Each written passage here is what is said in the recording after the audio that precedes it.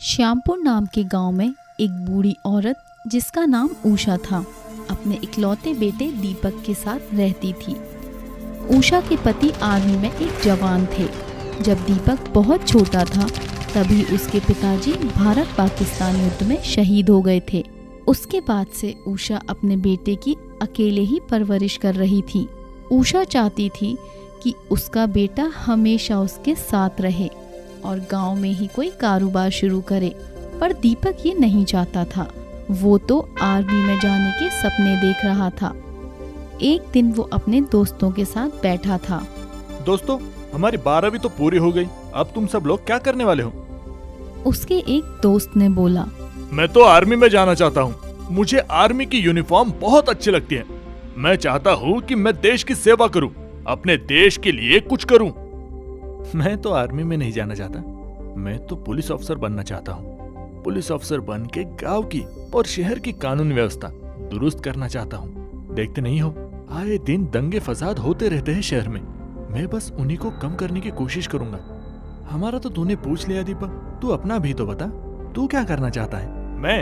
मैं तो सेना में शामिल होना चाहता हूँ। तुम तो जानते ही हो, मेरे पिताजी भी सेना में थे। बस तभी से मेरा बहुत मन है कि मैं भी सेना में जाऊं, अपने देश की रक्षा करूं और जरूरत पड़े तो देश के लिए न्योछावर भी हो जाऊं। दीपक, मुझे नहीं लगता उषा मौसी तुझे आर्मी में जाने देगी। वो इसके बहुत खिलाफ है। मुझे पता है कि माँ मुझे कभी भी सेना में जाने नहीं देगी, पर मैं उन्हें मना कर ही रहूंगा। बस तुम देखते जाओ। दीपक घर जाता है और अपनी माँ को बताता है कि वो 12वीं की कक्षा में पास हो गया है। मुझे पता था कि तू पास हो ही जाएगा। अब बस तू अपने काम पर ध्यान देना और क्या कारोबार करना है ये सोचना शुरू कर दे बेटा। मैं मुंशी जी से पैसे लेकर तेरा कोई काम शुरू करवा दूंगी। बाकी जैसे काम से पैसे आते रहेंगे हम उसके पैसे लौटा देंगे। माँ, मैं ये कारोबार वारोबार नहीं करना चाहता। मेरा मन नहीं है ये सब करने का। मेरा मन है कि मैं सेना में जाऊं और देश की सेवा करूं। उषा ने जैसे ही ये सेना शब्द सुना, उसके पैरों तले जमीन निकल गई और उसकी आंखों के सामने उसके पति की तस्वीर झलक पड़ी जब वो शहीद होकर आए थे। उषा रोने लगी। माँ, तुम रोना बंद करो। मैं जानता हूँ कि तुम मुझे आर्मी में जाने से क्यों मना करती हो। इसलिए ना, क्योंकि पिताजी भी सेना में थे और वो भी भारत पाकिस्तान युद्ध में शहीद हो गए थे। पर माँ, आप उस डर के कारण मेरा सपना तो नहीं तोड़ सकती ना। मैं तो आर्मी में ही जाना चाहता हूँ और अपने देश के लिए कुछ करना चाहता हूँ। ये सब काम जो आप मुझसे करवा रही हो, मैं इसमें काम नहीं करना चाहता। ऐसा कहकर दीपक वहाँ से गुस्से में चला जाता है। उषा रो रो कर आधी हुई जा रही थी। वो अपने पति को खोने का गम अभी तक निकाल नहीं पाई थी और अब उसका बेटा भी आर्मी में जाकर अपनी जान न्यौछावर करना चाहता था। ऐसे ही कुछ दिन बीत गए। जिले में अब आर्मी में जाने की भर्ती निकली। सभी गांव में ये बात फैल गई। दीपक को भी ये बात पता चली। अरे सुनील यार, तूने तो बहुत ही जबरदस्त खबर सुनाई है। अब तू देख कैसे मैं इस बार की भर्ती में सैनिक की वर्दी अपने नाम करता हूँ। दीपक कई सालों से भाग दौड़ कर रहा था, इसलिए उसकी रेस काफी अच्छी थी। दीपक ने ये बात अपनी माँ को नहीं बताई कि वो सेना की भर्ती में जा रहा है और वहाँ जाकर उसने रेस लगाई। दीपक दौड़ में पास हो गया। उसके बाद वो घर आ गया। उसकी माँ ने उससे पूछा, दीपक, तू सुबह से कहाँ गया हुआ था? कहीं दिखाई नहीं दे रहा था। पता है मैं सुबह से कितनी परेशान हूँ। पूरे गांव में तुझे ढूंढ आई हूँ, पर तेरा कहीं पता ही नहीं चला। तुझे ना पाकर पता है मेरी जान निकल गई थी। दीपक ने उखड़े मन से कहा, माँ, तुम्हें मेरी चिंता करने की कोई जरूरत नहीं है। मैं आज सेना की भर्ती में दौड़ लगाने गया था और मैं पास भी हो गया हूँ और कुछ दिनों बाद मेरा पेपर है। मैं उसमें भी पास हो जाऊंगा और उसके बाद मैं देश की रक्षा के लिए बॉर्डर पर चला जाऊंगा। तूने मेरी बात नहीं सुनी, अपनी ही मनमानी की ना। बेटा, एक तू ही तो मेरा था। मैं तेरे बिना क्या करूंगी? कैसे अपना बुढ़ापा काटूंगी? अगर तुझे कुछ हो गया तो मेरा क्या होगा? मैं तो जीते जी मर जाऊंगी। माँ चुप हो जाओ, मुझे कुछ नहीं होगा। ये जरूरी नहीं कि सेना में जाने वाला हर सैनिक मारा ही जाता है। कुछ सैनिक अपनी सेवा पूरी करने के बाद घर भी आते हैं, और मैं भी आऊंगा ना तेरे पास हर साल, और अपनी सेवा पूरी करने के बाद। बेटा, जब से तेरे पिताजी का वो हाल देखा है, मैं तो जीना ही छोड़ चुकी हूँ। बस तेरे सहारे ही तो जी रही थी, काट रही थी अपने कुछ पल। दीपक अपनी माँ को समझाता है और ऐसे ही कुछ दिन बीत जाते हैं। दीपक की परीक्षा का भी समय आ जाता है और दीपक पूरी मेहनत से अपना पेपर देता है और उसमें भी वो पास हो जाता है। मेडिकल और कुछ जांच के बाद वो आखिरकार एक फौजी बन ही जाता है और अपनी माँ के पास जाता है। गांव में पहले से ही खुशी की लहर थी। सब गांव वाले बहुत खुश थे, पर बेचारे श्याम का सिलेक्शन नहीं हो पाया था, इसलिए वो उदास था। मुबारक हो दीपक, आखिर तूने अपना सपना सच कर ही दिखाया।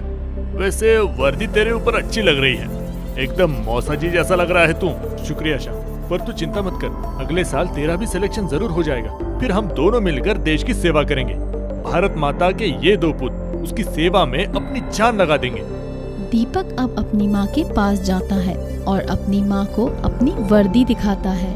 उसकी माँ उसे देखकर खुश होती है, पर कहीं न कहीं उसके मन में अभी भी वो डर सताए जा रहा था कि कहीं उसका बेटा उसे छोड़कर ना चला जाए, इसलिए वो रो पड़ती है। दीपक अपनी माँ को चुप करवाता है। देखा माँ, ये वर्दी आखिरकार मुझे मिल ही गई। इसके लिए मैंने बहुत मेहनत की थी। बेटा, तुझे किसी की नजर ना लगे, तू इस वर्दी में बहुत सुंदर लग रहा है। बस बेटे, भारत माँ की सेवा करते करते अपनी इस माँ को भूल मत जाना। याद रखना कि एक माँ तेरा घर पर भी इंतजार कर रही है। कुछ दिनों बाद दीपक अपनी ट्रेनिंग पर चला जाता है।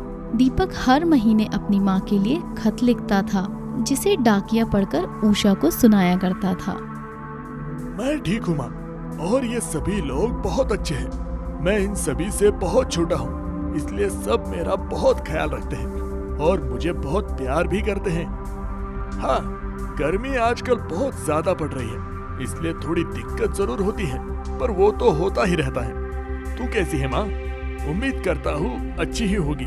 मैं तेरे लिए कुछ पैसे मनी ऑर्डर से भेज रहा हूँ, तू अपने लिए कुछ खरीद लेना। बाकी जैसे ही छुट्टी मिलते हैं मैं आता हूँ तुझसे मिलने। तेरा दीपक। हे भगवान, बस तू ऐसे ही मेरे बच्चे का ख्याल रखना, उस पर अपना आशीर्वाद बनाए रखना और मेरे मन की इस बेचैनी को कम करना। ऐसे ही 2 महीने बीत जाते हैं।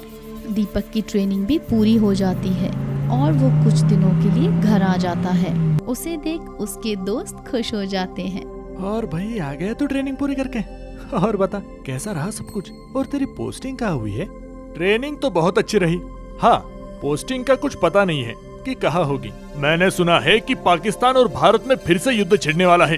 अगर दीपक ऐसा हुआ तो देश को बहुत नुकसान होगा। वो लोग तो किसी से डरते भी नहीं हैं। सुनने में तो मेरे भी यही आ रहा है। बाकी श्याम, हम भी किसी से कम नहीं हैं। अपनी जान हथेली पर लेकर चलते हैं हम भी। दीपक अपने घर जाता है, अपनी माँ से मिलता है और कुछ दिन अपनी माँ के साथ ही बिताता है। फिर एक दिन उसके पास एक सैनिक आता है जो उसे तुरंत उसके साथ चलने को कहता है। माँ, मुझे जाना ही होगा, मेरे देश को मेरी जरूरत है। उषा रोती रह जाती है। दीपक चला जाता है। एक बार फिर पाकिस्तान और भारत के बीच युद्ध छिड़ गया था। दोनों तरफ से हमले हो रहे थे। कई सैनिकों की जान भी जा चुकी थी। हर जगह मौत का मातम पसरा हुआ था। युद्ध चलते चलते 2 महीने बीत जाते हैं। उधर उषा का बुरा हाल था। उसके पास कई दिनों से अपने बेटे का कोई खत नहीं आया था। वो हर दिन बेसब्री से डाकिये का इंतजार करती थी। फिर एक दिन, उषा बहन, तुम्हारे लिए दीपक बेटे का खत आया है। डाकिया खत पढ़ता है। उस खत में दीपक ने लिखा था कि वो अब कभी लौटकर नहीं आएगा, क्योंकि ये उसका आखिरी खत है। माँ, तुम अपना ख्याल रखना और मुझे माफ कर देना, क्योंकि मैंने तुम्हारी जगह भारत माँ को चुना। ये सुनकर उषा के पैरों तले जमीन निकल जाती है। उसको जिस बात का डर था वही हुआ। अब उसका बेटा कभी उसके पास नहीं आएगा।